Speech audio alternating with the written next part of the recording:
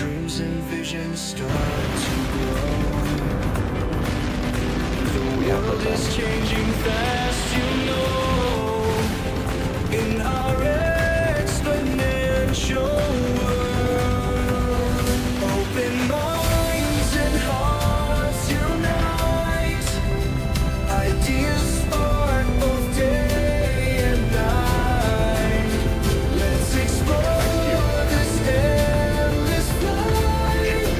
Welcome to Exponential World.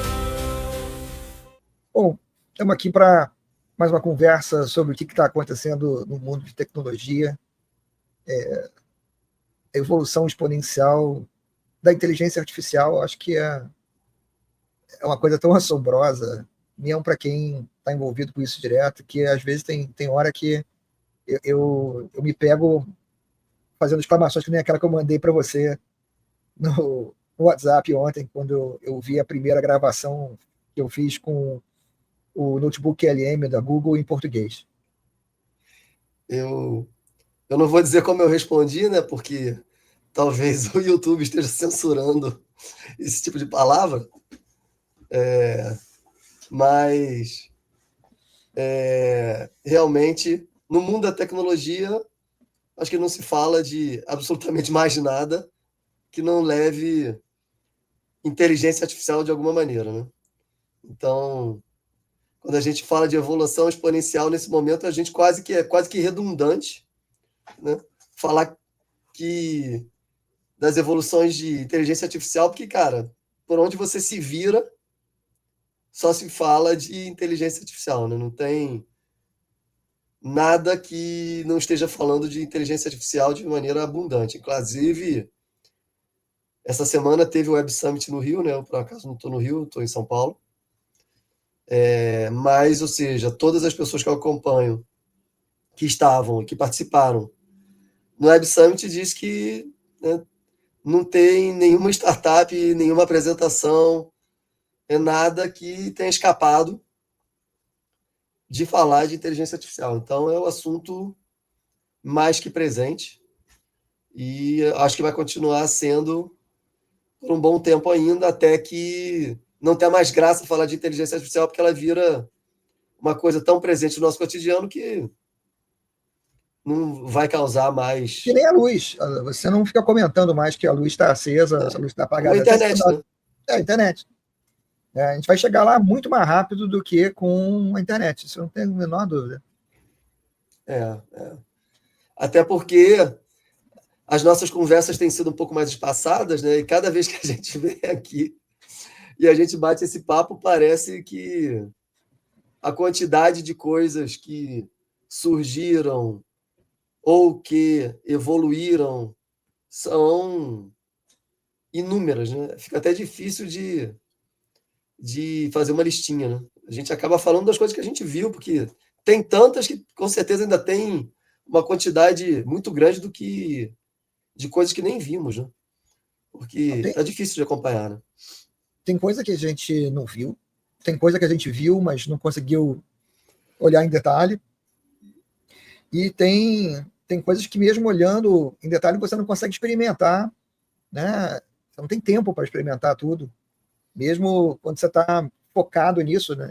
Eu tenho estado focado em inteligência artificial direto, non-stop, e ainda assim não consigo ter tempo para olhar todas as coisas, né? Então, durante um tempo eu criava imagens para tudo aquilo que eu fazia, né? Ilustrar post, artigo, esse tipo de coisa, capa de livro, né? Capa do meu último livro, a ilustração que tem na capa foi feita por inteligência artificial.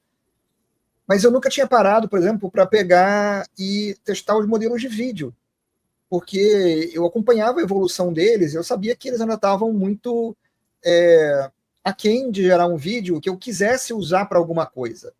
Então, assim, como uma coisa divertida, estava interessante, mas como uma coisa que você fosse usar profissionalmente, estava distante ainda. Mais recentemente, eu comecei a ver umas imagens bem impressionantes e eu fui fazer a minha primeira experiência. Então, testei fazer uma sequência de vídeo a partir de uma foto em 4 modelos diferentes. 3 dos modelos geraram vídeos perfeitos, em diferente grau de, vamos dizer assim, sofisticação, e um pegou a foto e botou o cara com outro cabelo. Então, você vê que aquele ali não está ainda no nível que você precisa para fazer um trabalho profissional com ele. Aí, cara, 3 em 4 é uma coisa impressionante. O cara com outro cabelo era você? O cara com outro cabelo era eu, lógico, né? Bom, depois você mostra pra gente essa obra de arte que deve ter sido interessante. Cara, eu... A definição clássica de alucinação. Não, exato, porque até assim, o cara deixou o resto igual, mas trocou o cabelo, entendeu? Sim, o que me impressionou mais foi, assim, entre os modelos que eu usei, como eu falei, 3 geraram um vídeo que estava legal, tá? Estava legal. Há uma variação ainda razoável de qualidade, no sentido mais artístico da coisa, no sentido assim de você gera o mesmo vídeo, o mesmo prompt, 2 vezes com o mesmo modelo, e um gera um assim simplesão, e o outro e a outra vez o mesmo modelo gera um bem mais sofisticado, mas a descrição era a mesma, né? Então tem um grau de variedade muito grande e ainda é muito caro, né? Diferente de imagem que você pode gerar 1000, né, por, sei lá, $20, o modelo com $20 você gera talvez 2 minutos de vídeo, no máximo, né? Então ainda está muito caro, né, para você ficar fazendo o mesmo número de experimentos que você fazia no início das imagens. As imagens hoje em dia são tão melhores do que eram há 2 anos atrás, que praticamente qualquer coisa que você pede, você consegue uma imagem utilizável na primeira tentativa ou na segunda, né? Enquanto há 2 anos atrás você talvez tivesse que fazer 6, 7 tentativas para chegar numa coisa, não, essa aqui eu achei legal, vou usar essa, né? Então a evolução é muito rápida, mas ainda é muito caro, e é uma coisa assim que não me chegou a me surpreender, mas me impressionou, tá? Me impressionou bem. E, ao mesmo tempo, eu pude ver aquilo que a gente já suspeita, né? Que alguns dos vídeos que a gente vê aí demonstrando coisas espetaculares feitas por inteligência artificial são possíveis, mas não é de primeira, tá? Não é de primeira. O cara mostra lá, peguei essa foto da moça, peguei a foto da roupa, botei a roupa na moça, peguei a bolsa, botei na mão da moça com aquela roupa, botei lá na frente de um fundo e fiz ela andar naquele fundo. Beleza, ele ficou um dia inteiro fazendo tentativa para chegar lá, entendeu? Porque está longe de ter esse nível de acerto para fazer aquilo de primeira, como as pessoas mostram, e às vezes até tentam fazer você acreditar que já chegou lá. Mas o fato de que o cara conseguiu fazer aquilo, mesmo que ele tenha tentado 10 vezes, já é uma coisa mais ou menos impressionante. Porque, embora seja caro, é muito mais barato que levar uma pessoa para fazer um comercial, por exemplo, em Paris. Sem dúvida, né? Esse campo é um campo bem interessante, né? Porque a forma de induzir é uma forma diferente, né? Porque não é uma forma aonde você necessariamente escreva o que você está pretendendo, né? Você está dando um conjunto de imagens e deixando o algoritmo criar uma sequência em cima daquilo que é dado, né? Mas... E tem modelo que você pode dar a primeira imagem e a última, para ele interpolar. Mas a maioria, você só dá a primeira imagem e ele inventa o que vem depois. Mas desde que da nossa última conversa, as coisas que mais me chamaram a atenção de todas, teve tanta coisa interessante, né, que aconteceu, mas uma coisa que está me chamando a atenção é o crescimento da robotização nas operações, né? Seja nas fábricas, seja em outro tipo de operação. Tem duas coisas que me chamou muita atenção nesse período. Uma delas foi a fábrica de telefones da China, não me lembro exatamente qual era o fabricante, Xiaomi. com a incrível produção de um telefone por segundo. 100% sem interferência humana. Esse foi Se você imaginar, né, cara, são 60 telefones por minuto, 360 por hora. 3.600. Oi? Não, 3.600 por hora, né? 3.600 por hora.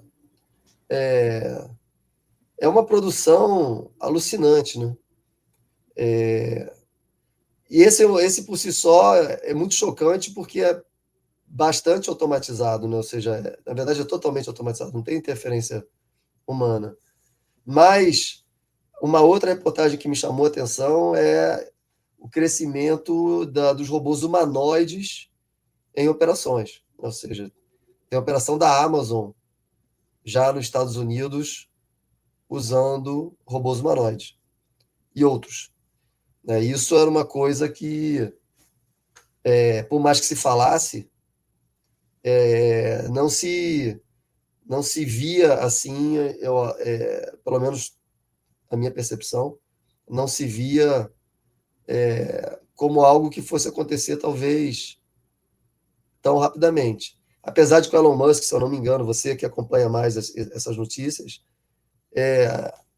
autorizou o aumento da fabricação dos robôs humanoides que eles fazem, acho que é na Tesla, né? É na Tesla. A Tesla está com o objetivo de produzir 10 mil unidades esse ano. Pelo que eu vi dele numa entrevista, o objetivo dele era 10 mil unidades nesse ano, 100 mil unidades no ano que vem, 1 milhão de unidades em 2027. Mas eles estão usando hoje, os primeiros robôs, eles usam hoje na fábrica da Tesla. Assim como a BMW, se eu não me engano, a BMW está usando os robôs da Figure, que é uma outra fábrica americana, que tem robôs humanoides também bem desenvolvidos. Então, esses estão fazendo alguns trabalhos iniciais nessas duas fábricas automotoras, né? Então, são os primeiros passos, vamos dizer assim. E todas as duas empresas estão trabalhando para crescer a produção de unidades aí ao longo do ano e dos próximos anos. A Tesla tem objetivos gigantes, da mesma forma que ela cresceu a produção de carro, né? E tem hoje o carro mais vendido no mundo, né? Por uma pequena margem no momento, mas tem um carro mais vendido no mundo. Ela está buscando ser o maior fabricante de robô humanoide para frente. E, cara, é uma coisa assim que eu tenho zero dúvida que vai acontecer. Isso vai explodir loucamente nos próximos 2 anos. Quanto tempo vai levar para a gente encontrar isso aqui no Brasil? Eu não sei. Tá? Eu sei que o que vem da China, por exemplo, na forma daqueles robôs, na forma de cachorro, né? Aqueles já dá para comprar para ter em casa, né? Porque eu tive vendo, acho que era Alibaba, né? Você já consegue comprar por $2.000. Isso, na casa, acho que até $2.000. 1.600. Pô, isso aí já está ficando acessível, né? As pessoas já podem ter esse tipo de coisa em casa. Resta saber, né, qual vai ser a utilidade em casa. Além de quem tem em casa pode usar como um mecanismo de segurança, tudo bem, mas esses que eu acho que tem esse custo não vai muito vai agregar além. muito nessa área. Para esse tipo de uso doméstico, não vejo, além da mecânica da segurança, é mais o cara querer tirar onda de bacaninha inovador, e daqui a pouco a gente vai estar vendo algum palhaço caminhar com esse tipo de coisa na praia, né? Sim. Se é que já não teve, né? Enfim. Mas não deve estar faltando muito, porque está ficando bastante acessível. Mas os humanoides em si é uma coisa que eu tenho vontade de conhecer uma operação com os robôs humanoides, entendeu? Para poder entender de maneira mais clara o tipo das atividades que eles estão fazendo, né? Aonde que eles já conseguem ser aplicados. No caso de montadora de automóvel, como eu já tive uma experiência longa em montadores de automóveis, tem alguns lugares onde claramente dá para entender a utilização. Outros lugares eu vejo como um pouco mais difícil. A tarefa é repetitiva, mas o tempo e a forma de execução, assim, a visão que eu tenho do robô humanoide é que talvez ele ainda seja lento para determinadas atividades, mesmo de uma linha de montagem muito padronizada, ou seja, tem uma coisa que precisa de uma certa destreza, né? Tanto é que algumas dessas fábricas têm robôs, mas não são robôs humanoides, são aqueles robôs tradicionais. E esses, tudo bem. A gente já sabe porque eles são específicos para fazer determinadas coisas. Mas quando você bota um robô que imita a forma humana, ele tem que ter alguma outra vantagem para isso, né? Porque senão você botaria um robô que não imita a forma humana para fazer aquela tarefa. Você já viu algum vídeo mostrando a nova mão do Optimus, o robô da Tesla? É vídeo do ano passado já, então já deve ter uns 6 meses, pelo menos. Que eles desenvolveram uma mão nova. E eles têm um vídeo em que alguém joga, de fora da tela, joga umas bolinhas pro robô e o robô pega com essa mão nova. E eles refizeram a mão inteira, imitando literalmente como a mão humana funciona. Né? Então, ao invés de eles fazerem uma coisa que se parece com a mão humana, eles refizeram todo o mecanismo para fazer com que funcionasse como a mão humana. Então, você não tem os atuadores nos dedos, você tem os tendões puxando os dedos vindo de baixo aqui e tal.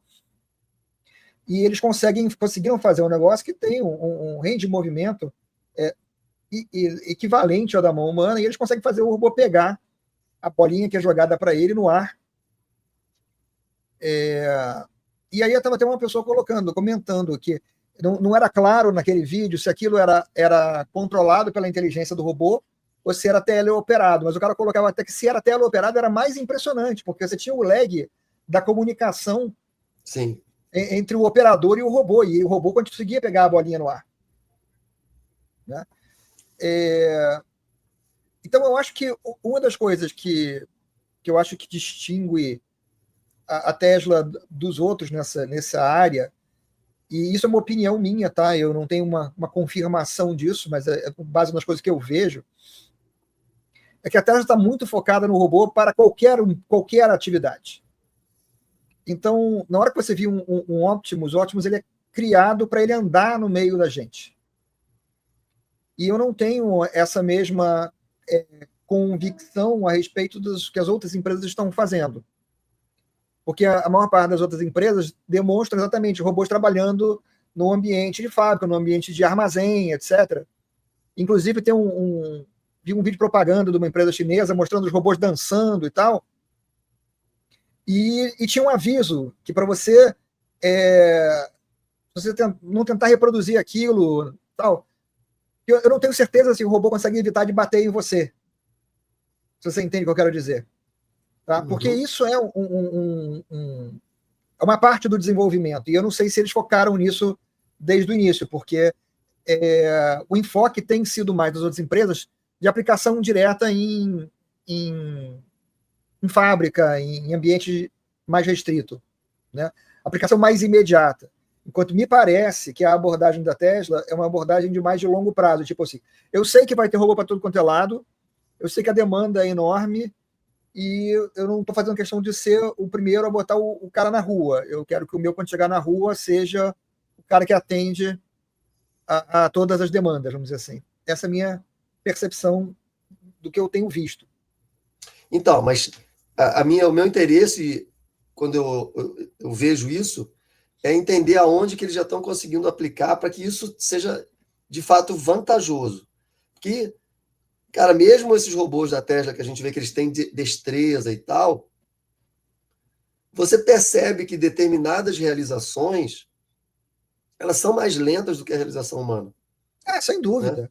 Sem dúvida. Então, ou seja, para determinadas atividades, mesmo que o custo do robô humanoide no tempo possa ser mais interessante que o custo do ser humano, do ponto de vista, enfim, de execução da tarefa e de assertividade, o tempo de execução não é o mesmo para a quantidade de tarefas que você tem hoje humanos executando.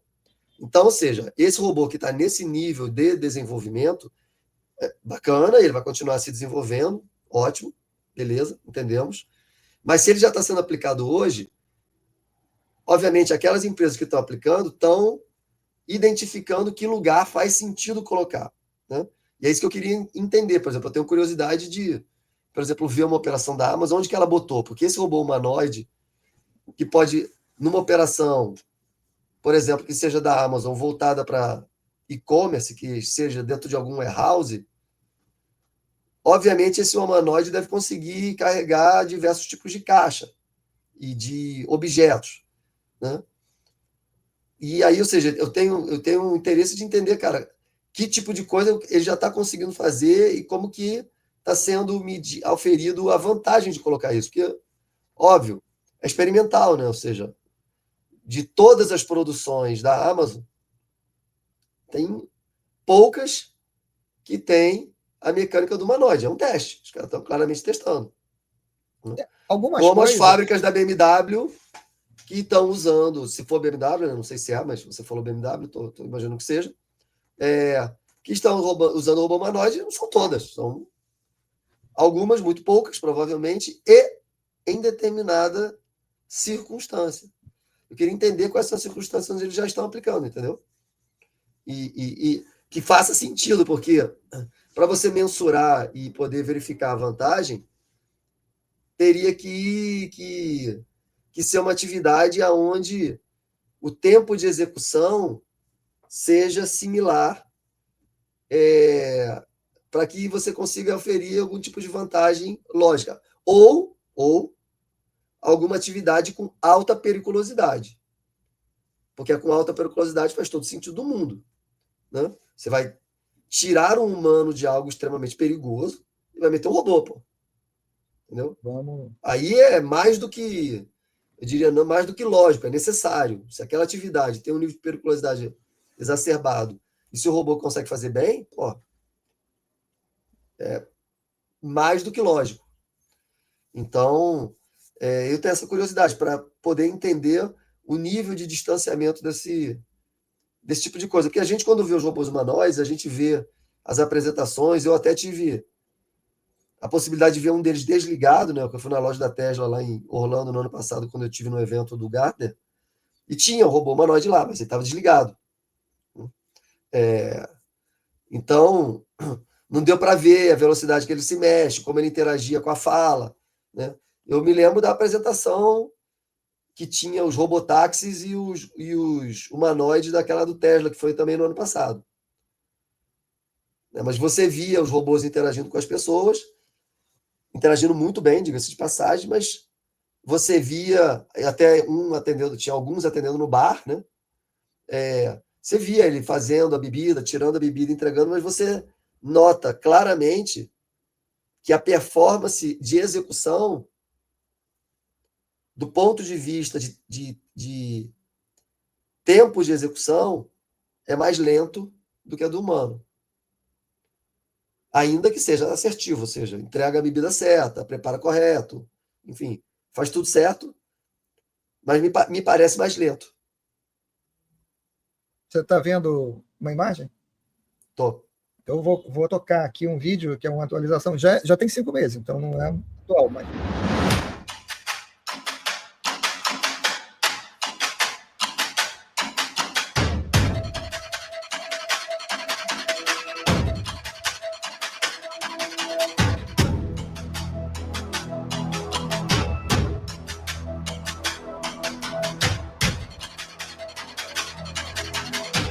Ó, para esse ponto aí o vídeo. Esse ponto, ó, faz sentido, tá vendo? Eles botaram o robô humanoide para uma tarefa de pré-montagem de uma parte do veículo que leva o resultado dessa pré-montagem. Pô, isso faz todo sentido, tá vendo? Ou seja, não me parece que a velocidade de execução seja muito diferente da de um ser humano, porque tem a questão da assertividade, que a do robô provavelmente deve ser maior, né? Porque a chance dele cometer um erro é menor, porque a tarefa é bastante repetitiva. Isso me parece uma aplicação bacana, tá vendo? Isso é legal. Mas isso não está na linha. Isso está no warehouse de peça. Ou seja, o warehouse recebe uma ordem que vai ter um carro que vai entrar na linha. Estou falando isso porque eu trabalhei, né? E eu sei como é que isso funciona. Que normalmente é um para-choque, por exemplo. Para a gente, um para-choque é um para-choque, mas um para-choque de veículo normalmente é uma peça que tem 10 peças, às vezes mais. Então, o que acontece é isso: chega uma ordem de produção, são separadas aquela quantidade de peças, também faz sentido botar o robô humanoide para pegar aquelas peças, tirar e colocar à disposição um outro robô humanoide para montar. Porque o que acontece é que no final dessa montagem, normalmente, essa peça ela sai daqui e ela é colocada num carrinho, sei lá, como que a gente não me lembra o nome que tem, que, cara, que aquela peça é colocada naquela posição e aquele carrinho vai até a borda da linha de produção, onde então ele vai ser colocado no veículo. Isso pode ser mais próximo ou mais distante da linha de produção. Então, depende da distância. Se tiver distância, tem um carrinho. Se é do lado, a peça fica disponível no lugar onde do outro lado o cara pega, entendeu? Tipo, monta na esquerda e a linha está à direita, por exemplo. Então, esse tipo de coisa faz bastante sentido, a separação da peça e a montagem da peça para colocar. Agora, isso tem, nesse tipo de produção, uma relação tempo muito importante, porque os veículos na linha de montagem de carro, eles se movimentam numa certa velocidade. Então, dependendo do tempo que demora para montar esse tipo de peça, o veículo pode ter que dar mais de uma volta na linha de montagem. Isso é um tempo que tem que ser bem calculado, porque diminui a capacidade produtiva. E muitas vezes a linha de montagem não monta só um tipo de veículo, monta diversos tipos de veículos, modelos diferentes, o que faz com que a sequência das peças tenham que estar alinhadas com o sequenciamento do veículo que está sendo montado. Então é bem interessante ver ele fazendo, mas mais interessante é poder visitar para ver como é que isso joga com o resto do tempo, entendeu? Eu acho que a maior parte desses casos que a gente tem hoje ainda fazem parte do processo de desenvolvimento dos robôs. Tá? Na prática, vamos dizer assim, da Tesla não tem a menor dúvida que isso foi claramente colocado. Os robôs estão trabalhando dentro da Tesla como parte do processo de treinar a inteligência dos robôs. Na interação. Entendi. Então, é um outro objetivo. Outro objetivo. Não é produtividade ainda. O objetivo não é a produtividade nem a substituição dos trabalhadores por qualquer outro motivo, perigo, enfim, qualquer outra coisa. Nesse momento, é uma tarefa de treinamento. Exato. O da Tesla não tem nenhuma dúvida, porque isso foi claramente colocado. Então, eles estão usando o ambiente deles, Fabril, para treinar o robô em navegar o mundo real, interagir com as pessoas, interagir com os objetos, essa brincadeira toda, num cenário real. Né? Num cenário real. E embora seja uma coisa muito interessante, quando a gente pensa que hoje em dia você pode ter todo um pré-treinamento usando aquele negócio da NVIDIA, como eles chamam o Omniverse, né? Em que o robô enxerga o mundo virtual e ele faz a repetição das atividades do mundo virtual antes dele fazer no mundo real. O que deve ser bacana é entender e ficar percebendo como que o robô vai se corrigindo, né? Ou seja, como que o reinforced learning do robô acontece em tempo real. Porque aqui ele está montando uma coisa, né? Então... Uma coisa que é muito legal é eles não fizeram um vídeo novo disso, mas você teve o primeiro protótipo, depois você teve o segundo protótipo, o terceiro protótipo, foi até aí, eles fizeram um vídeo, a Tesla, mostrando a evolução do primeiro para o terceiro. E depois eles não fizeram um vídeo institucional novo, né? Soltaram umas imagens do robô andando na fábrica e tudo. A evolução do movimento do robô é impressionante. Verdade. Assim, acho que a Unitree, a empresa chinesa, que está fazendo vários modelos de robô humanoide, a evolução do andar do robô é muito impressionante. Né? Antes era aquele negócio... Você lembra daquele filme Robocop? Né? Que era um movimento assim, tum, tum, tum. E, cara, muito marcado, né? Muito marcado. E agora já estão conseguindo fazer o treco andar praticamente como uma pessoa. até o ano que vem chega lá. Bom, outra coisa que me marcou, né, ou seja, além dessa questão da robótica, foi o avanço das tecnologias em volta dos agentes de IA, né? Eu acho que nesse último mês se falou muito de algumas coisas interessantes, né, como o MCP, que não é uma coisa desse mês, porque na verdade MCP foi Final do ano passado. foi lançado no ano passado pela Anthropic, né, a mesma do Claude.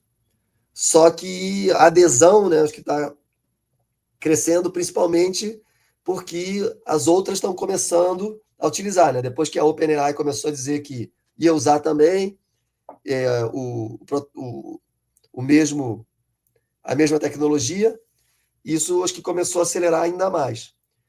Né, e a Google lançou nesse mês aí também a mecânica o A2A, exatamente, né, que é a interação entre os agentes.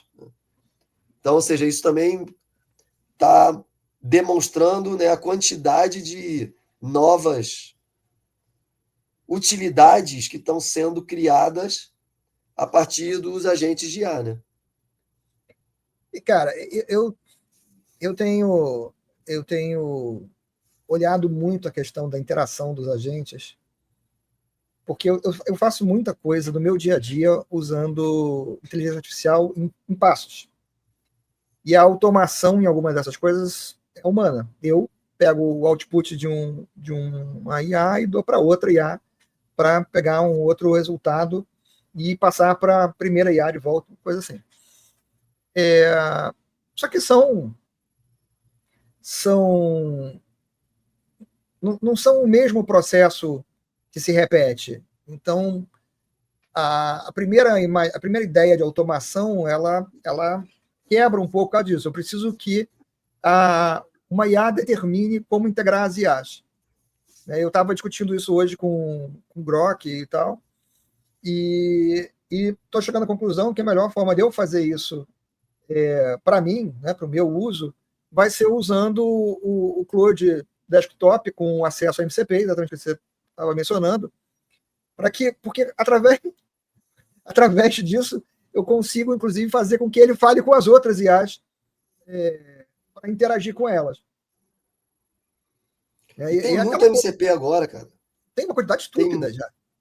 Tem muito MCP fazendo muita coisa. E a sensação que eu estou tendo agora é uma sensação de que parece, não sei se você tem a mesma, né, mas a gente fala muito, né, e já há bastante tempo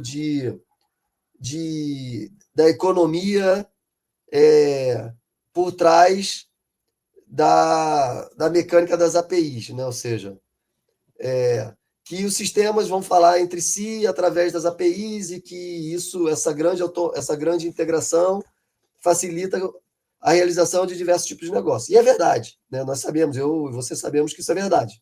Isso já existe há bastante tempo e está por trás de um monte de coisa que a gente já utiliza no nosso dia a dia. Mas agora, com a mecânica dos MCPs, ela ficou, me parece, bem mais interessante, porque você tem um agente organizador disto que é uma inteligência, né? Ou seja, que é uma inteligência artificial. Então, ou seja, a partir do momento que você começa a interagir com essa inteligência artificial e ela percebe que está faltando algum tipo de ferramenta, ela passa a ter o cinturão do Batman.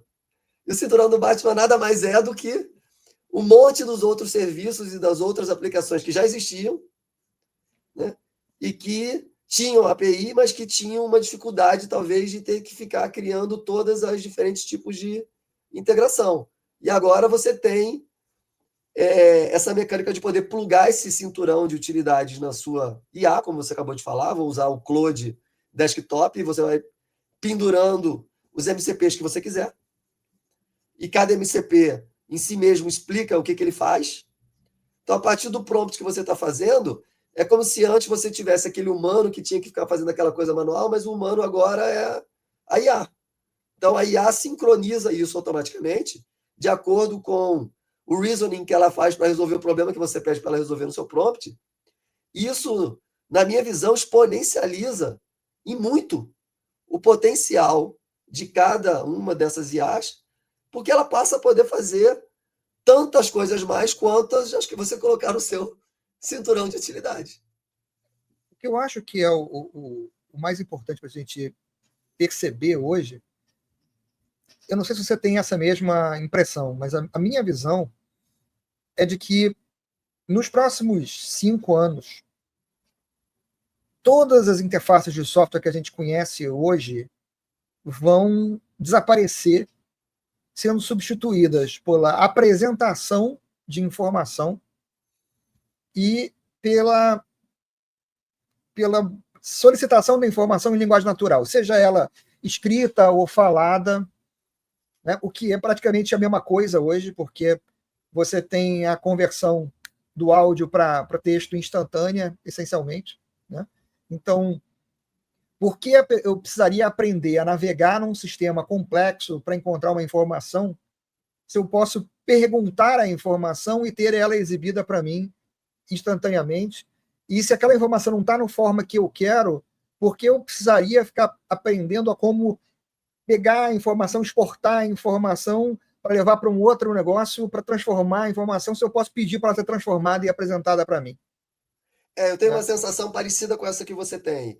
Eu vejo que com essa mecânica dos MCPs e do agente falando com a gente, com esses outros novos protocolos que estão aparecendo, como a A2A do Google, isso começa a fechar na minha cabeça de uma maneira muito parecida com aquela entrevista em que o Satya Nadella falou que o software as a service vai desaparecer porque não vai mais, pelo menos o software as a service corporativo, porque tudo vai poder ser feito pela inteligência artificial com as diversas utilidades.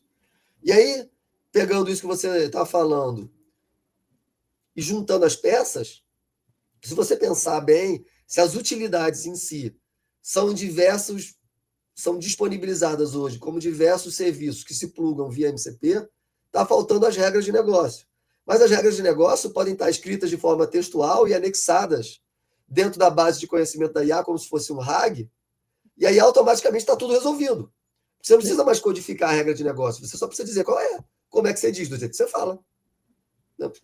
Se eu digo para você qual é a regra do que você não pode fazer, você não faz porque você aprende escutando o que eu estou falando, ou se eu botar ela por escrito, você lê e aprende. Como a inteligência artificial consegue fazer isso, tanto lendo quanto escutando, a regra de negócio está resolvido. É um RAG meio tradicional, digamos assim. E o que falta, que é a capacidade dela fazer, se pluga através de um utilitário via MCP. Então, no fim das contas, de fato, a mecânica de sistema de informação tradicional que a gente tem hoje tem uma grande tendência de migrar. Né? Eu vou além, cara, porque eu acho assim, muitas aplicações que hoje são dominantes no mundo corporativo, principalmente, Salesforce, né? SAP, grande parte da dominância dessas aplicações é todo o investimento de conhecimento das pessoas e de codificação das regras de negócio. Agora... Com um detalhe também, tem uma coisa que a gente não pode esquecer, né? Porque também é importante. Também tem os artefatos que muitas vezes saem dessas aplicações e que atendem objetivos específicos. Exemplo, balanço patrimonial, demonstrativo de resultado, obrigações fiscais. São documentos que saem dali, pautados em algumas regras, e como as regras a gente já sabe que dá para resolver dando a regra por escrito. O layout do formato dessa coisa, para mim, é um MCP, é alguma API que alguém vai desenvolver lá, encapsular no MCP e dar como ferramenta. Então, ou seja, aquela ferramenta de criar o arquivo no formato específico para atender aquela obrigação fiscal é um utilitário. Então está resolvido. Assim, você tá pensando na fase final. Eu concordo com tudo que você falou, tá? Mas eu vou falar para você, vamos ignorar o SAP e os outros RPs que têm essa característica de geração de documento fiscal, embora, como você acabou de falar, a solução existe para isso também. Vamos pegar um Salesforce, que é inteiramente do domínio da empresa, vamos dizer assim. Né? Não tem uma exigência de CRM oficial de nenhum país do mundo. É só organizacional, exatamente. Um dos grandes fatores que mantém, vamos dizer assim, uma posição dominante de um produto desse é o próprio tamanho do produto. O próprio tamanho do produto. Quem quer competir com ele tem que competir num outro segmento, no segmento de quem não quer aquilo tudo. Porque para você chegar naquilo tudo, você tem que fazer investimento de bilhões, porque foi isso que foi necessário para ele chegar até lá. Só que essa realidade não é mais verdadeira. Isso não é mais verdade. Porque se você está começando hoje a construir um CRM, você não precisa mais construir todo aquele caminho de interfaces para tratar diferentes aspectos daquilo. Você pode ter isso totalmente conectado direto com o teu e-mail, com o seu documento. Cara, você pode fazer com o Google Docs hoje, né? Com um Gmail. Você integra com aquilo ali, por exemplo, o Claude integra com o Google Docs e com o Gmail. Então, todas as funcionalidades que você quer fazer para ele pegar a informação dos seus e-mails, criar o e-mail para você, acompanhar que ele já te dá aquilo, uma interface que você já usa. Ele não precisa criar uma interface para aquilo. E você pode pedir a ele as informações que você quer, e ele vai recuperar as informações para trazer para você. E a gente está falando assim, a gente está no início dessa brincadeira. Aquilo que é possível hoje é uma sombra do que será possível daqui a 6 meses, que é uma sombra do que será possível daqui a 1 ano. Então, quando você compara isso, vamos dizer assim, com todo aquele universo, vamos dizer assim, que aquela empresa construiu, aquele castelo que aquela empresa construiu naquele software para fazer essas coisas para você, cara, aquele castelo está hoje numa fundação de areia fraca. Você sabe que eu gosto das analogias, né? E o que você vai falando, minha mente é muito louca, né? Quando você ia falando disso, eu fiquei me lembrando, né? Isso tudo para mim é uma mistura de um monte de agentes, né? Fazendo pedaço das coisas, né? E aí eu me lembrei de um comercial de uma pomada brasileira para tirar dor, aonde o comercial fala, né, que aquela pomada é a pomada dos Tanakas, né? Então, pense que quando você tiver dor, você usa a pomada e aqui dentro da pomada tem um monte de Tanakas, aí o comercial tem um monte de carinha japonês, entendeu? Tipo, massageando o local onde aquela coisa é passada para tirar dor. E é mais ou menos essa analogia que eu vejo quando você pede para fazer uma determinada tarefa, né, para as inteligências artificiais, é como se você estivesse liberando uma quantidade de Tanakas, né? Cada Tanaquinha faz um pedaço daquela coisa, né? E tem um elemento que coordena tudo isso, que é o elemento central da inteligência artificial coordenando tudo isso. Então, assim, essa visão, eu compartilho dela. Primeira vez que eu ouvia a fala do Satya Nadella, eu fiquei pensando, cara, mas será que isso realmente vai ser possível e tal? Primeiro momento eu falei, cara, como, né? Como que eu via uma certa lógica, mas eu não via o como, né? E toda vez que eu não vejo o como, eu fico com uma dificuldade não de dizer que aquilo não vai acontecer, mas me parece que fica muito distante quando eu não consigo imaginar o como, né? Mas, ou seja, nos últimos tempos ficou muito claro o como, eu já começo a entender que a gente já entrou num processo de aceleração desse negócio. Inclusive, você citou Salesforce, e a gente viu também nesses últimos dias aqui que a gente, entre a nossa última conversa e essa agora, várias empresas saindo, memorandos das empresas, memorandos vazados, né, de empresas recomendando, né, que as suas iniciativas têm que ter IA, as novas coisas têm que ter IA, enfim, porque me parece que todo mundo está tendo o mesmo tipo de entendimento, né, onde a execução de algo que antes exigia você sair daquela interação para ir para um outro software específico para fazer, começa a ser vista como algo que pode ser feito direto naquela interação. Não sei se você viu, mas começou a circular aí nas redes sociais um suposto experimento da Shopify com a OpenAI, aonde acontece um processo de compra natural no meio de uma interação de prompt. Não, essa não vi ainda não. E aparece claramente Shopify, entendeu? E pô, um dos memorandos que vazou nesses últimos tempos foi da Shopify. Né? Foi do CEO da Shopify.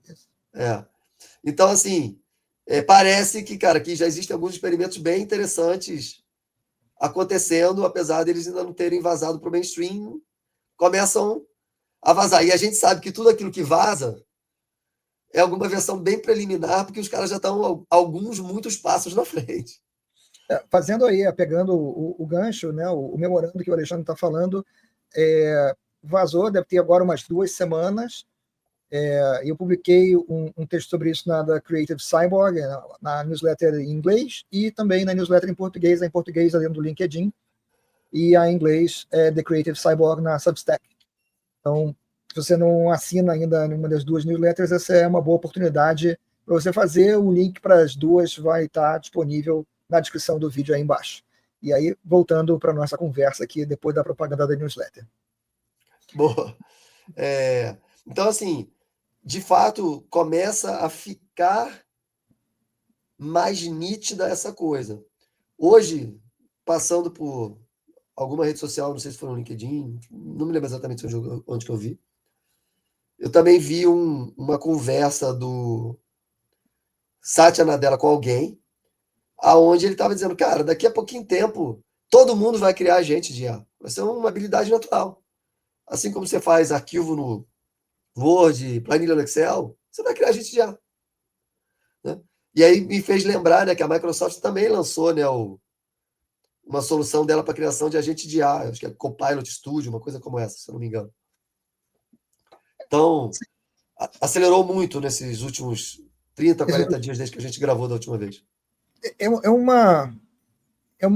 Isso aqui que a gente está vendo é um caminho, obviamente, sem volta. A gente já discute isso há mais de 8 anos. Né? Eu tive várias discussões com grandes empresas de software brasileiras e times de desenvolvimento de grandes empresas de software brasileiras há 6 anos atrás, há 7 anos atrás, a respeito de evoluções tecnológicas que as pessoas não acreditavam que iam acontecer. Starlink é um grande exemplo disso. Né? Grande exemplo disso. Eu conversei com uma equipe que desenvolvia software para agronegócio e eu estava falando para eles que eles precisavam preparar o software deles para o software deles ser online e os caras me garantiram que isso jamais ia acontecer porque era impossível você ter acesso, né, à internet no campo, né, no meio da fazenda, porque não era economicamente viável e os caras não acreditaram que ia acontecer o Starlink e outros projetos semelhantes. Hoje você tem 3 ou 4 em desenvolvimento, mas o Starlink é uma realidade no mundo inteiro, praticamente já tem mais de 130 países, inclusive aqui. Né? Mas a mesma coisa aconteceu com a interface de linguagem natural. A interface de linguagem natural é uma coisa que as pessoas não conseguiam enxergar que chegaria lá, que aconteceria, né? E ela, de 2 anos para cá, ela se tornou uma coisa quase que autoevidente para qualquer um que interagiu com alguma dessas ferramentas de inteligência artificial. Né? Você tem implementações mais fracas disso, mais fortes disso, mas a grande realidade é que, cara, se você realmente usa isso, e acho que isso é uma coisa que o CEO da Shopify ele falou com uma propriedade enorme, uma verdade assim absoluta. A forma de você entender o que pode ser feito é você usando. Você precisa usar. Se você ainda não entendeu que você precisa usar a inteligência artificial para você poder entender o que ela pode fazer e como você pode tirar proveito disso, você está só perdendo tempo.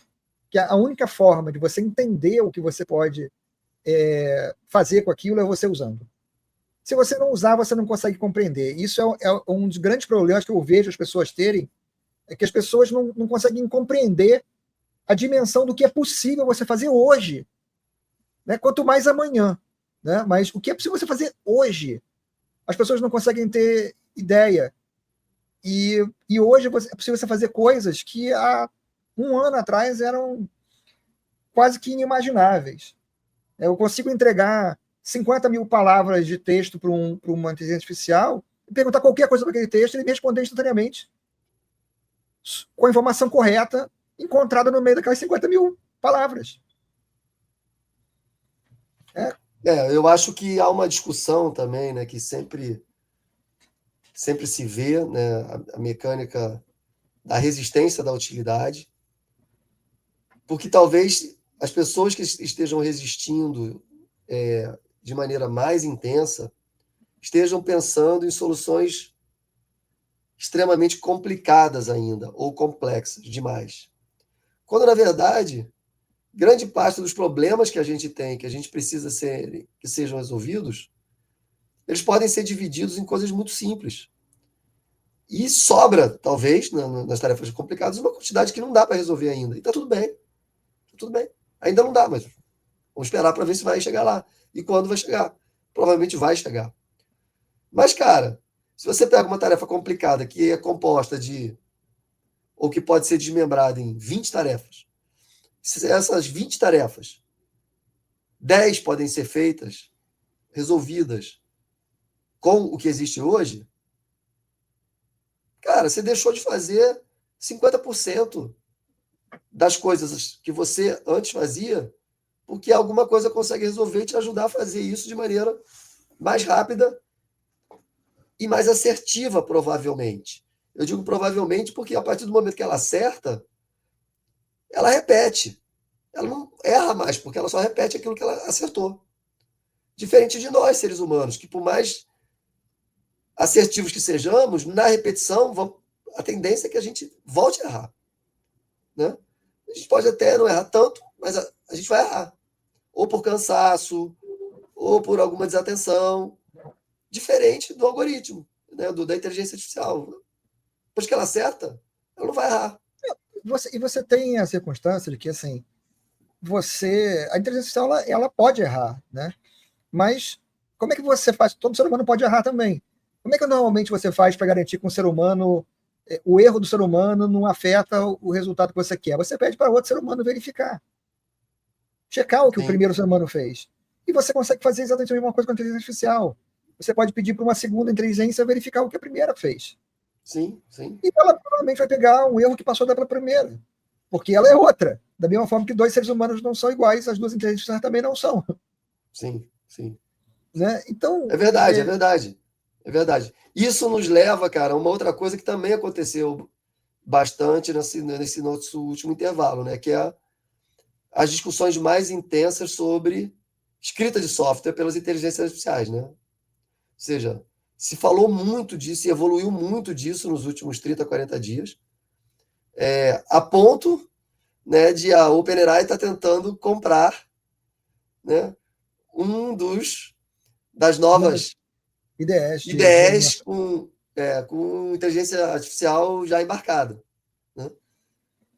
Sabendo que todas essas, na verdade, são forks do Visual Studio Code.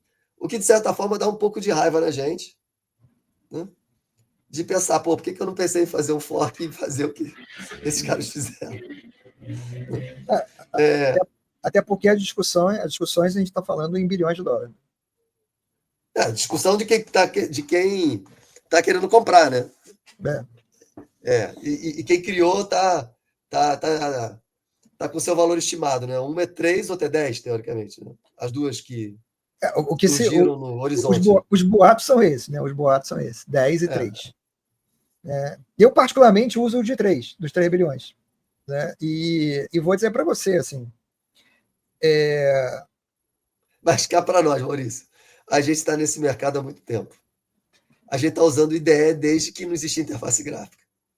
Sim. Inclusive, já criou. Exato. Inclusive, já fizemos uma, exato. Quando que a gente ia imaginar que uma ideia algum dia na vida você vai ler 3 bilhões de dólares? Quanto mais 10. Né? Quanto mais 10. Cara, é um negócio... Sei lá, não é nem surreal, era inimaginável. Inimaginável. E ainda, E ainda é, de certa forma, né? Eu ainda acho, e eu tenho essa é uma impressão que eu tenho forte agora, acho que a gente tem um caminho pela frente, que é o seguinte: uma grande parte da dificuldade da gente ter um código assertivo da inteligência artificial, um código mais rápido de ser criado, com menor taxa de erro, é a diversidade do mundo JavaScript. E eu falo isso porque praticamente tudo que você faz hoje em dia, você faz para rodar na interface do browser, né? Sim. Até aplicações desktop, a maioria delas hoje em dia é feita usando tecnologia de web, né? É o caso do próprio Visual Studio Code, é o caso do Taças Ideias que a gente está falando, é o caso do Notion, Slack, um monte de aplicações que você usa no dia a dia são feitas dessa forma.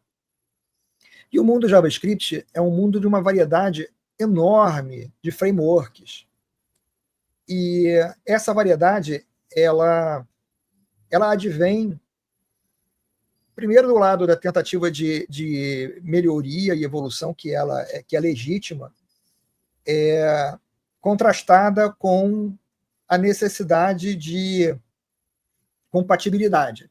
Então, alguns frameworks não querem fazer grandes mudanças para não quebrar a compatibilidade. É compreensível e até louvável em muitos casos.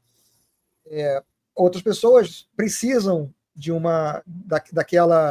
daquele ganho, vamos dizer assim, que já é possível hoje e que não pode ser realizado com a compatibilidade do outro framework, e buscam fazer uma coisa nova, mas que abraça, vamos dizer assim, outras possibilidades mais performáticas, beleza. Quando você leva isso para uma coisa que vem evoluindo ao longo de 20 anos, você chega numa circunstância onde você tem uma diversidade absurda, muito grande. Então, para cada coisa que você quer fazer na web, hoje você tem 20 frameworks diferentes em JavaScript. O que justifica o porquê que algumas inteligências artificiais geram, para o mesmo pedido, um tipo de coisa e outras geram outra. Inteiramente diferente. Exatamente. Inteiramente diferente. E isso é um ponto mesmo que eu acho que o prompt seja mesmo repetindo exatamente o mesmo prompt. Sim, porque tem muitas alternativas. Exatamente. Tem muitas alternativas. Mas uma coisa que eu vejo assim é que a gente muitas dessas coisas vão perder a razão de ser nos próximos 1 ou 2 anos. Porque a grande realidade essas coisas são blocos para seres humanos construírem coisas. Não necessariamente as inteligências artificiais precisam desses mesmos blocos. Os blocos, para elas, podem ser que sejam blocos diferentes. E que, na prática, vamos dizer assim, você consiga ainda simplificar muito mais a coisa, trabalhando num outro nível. Tá? O quanto do que a gente faz hoje, vamos dizer assim, é feito da forma que a gente faz por causa da necessidade do ser humano da simplificação. A gente sabe, né, nós dois aqui que estamos nessa brincadeira há muito tempo, que a gente hoje tem camadas e camadas e camadas e camadas e camadas de software que fazem parte de tudo que a gente faz. E isso faz com que o trabalho de desenvolvimento do software seja muito mais complexo, né, do que já foi um dia, e que normalmente as pessoas dependam de vários pedaços de software sobre o qual elas não têm nenhum conhecimento. Para elas, vamos dizer assim, tomarem controle do que elas estão fazendo, elas dependem de frameworks que dão a elas um nível de abstração que é fácil delas entenderem. Né? Agora, você precisa dessa mesma camada de abstração para você trabalhar com a inteligência artificial? É uma pergunta.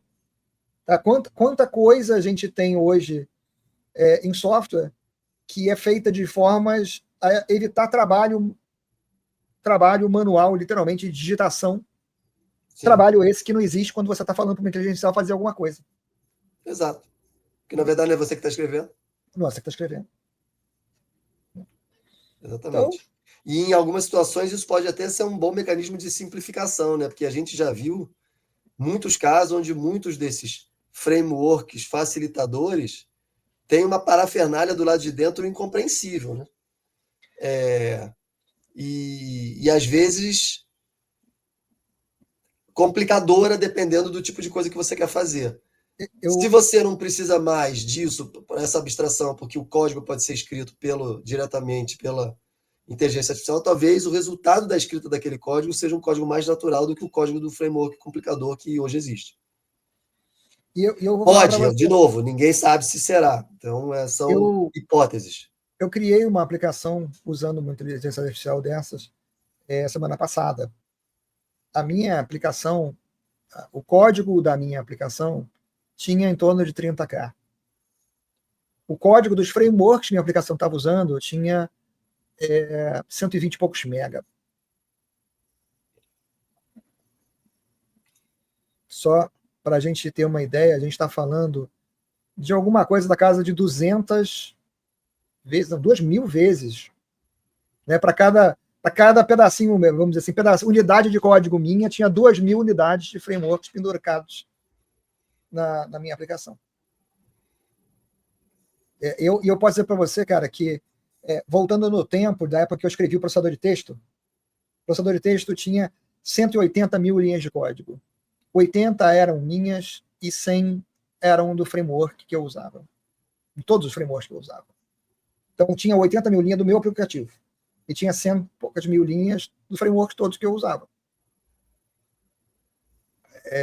A proporção... A escala mudou. A escala mudou total, né? A escala mudou total. Também ficou exponencial. Do peso. Infelizmente, nesse caso, não parece ter sido para melhor. Exatamente. Mas, cara, assim, a quantidade de coisas que a gente poderia abordar aqui vai muito longe. Eu acho que alguns destaques aí que vale a pena a gente deixar registrado aqui, o que eu mencionei logo no início da nossa conversa, o notebook LM da Google, que agora está disponível em português. Acho que isso é uma coisa muito legal para quem tem interesse em poder analisar documentos, estudar determinados assuntos e ter uma explicação simples e sucinta a respeito daquele negócio. É uma coisa muito legal, uma ferramenta muito legal. Acho que é uma das coisas que me marcou na última semana. E a outra é essa questão de você explorar os MCPs. Se você usa uma inteligência artificial hoje, tanto o ChatGPT como o Claude agora, desktop aplicações, as duas, acho que o ChatGPT já está suportando. Claude certamente, né? Foi quem inventou esse negócio aí, a Anthropic. E eu não tenho muita dúvida que os outros vão estar logo atrás. Então, acho que esses são os principais pontos que eu deixaria registrados aí. Você tem mais alguma coisa que você quer acrescentar? Não. Assim, no campo das evoluções da IA nos últimos tempos, acho que essas são as mais marcantes, que vale a pena as pessoas ficarem bem ligadas, né? Pessoas que estão nos escutando, nos vendo, e se aprofundar nesse negócio, porque, de fato, são recursos que facilitam significativamente a realização de diversas tarefas que nós fazemos repetidas vezes, ou fazemos ou pedimos que outros façam, e realmente ficou bastante mais fácil e bastante mais interessante. Então, acho que você destacou duas boas coisas. Então, acho que a gente fica por aqui, né? A gente conversa de novo em algumas semanas aí e vamos ver o que impressionou aí nessas semanas intermediárias, quais foram os terremotos que nos abalaram. Exatamente. Nos falamos em breve. Valeu, pessoal. Valeu, Maurício.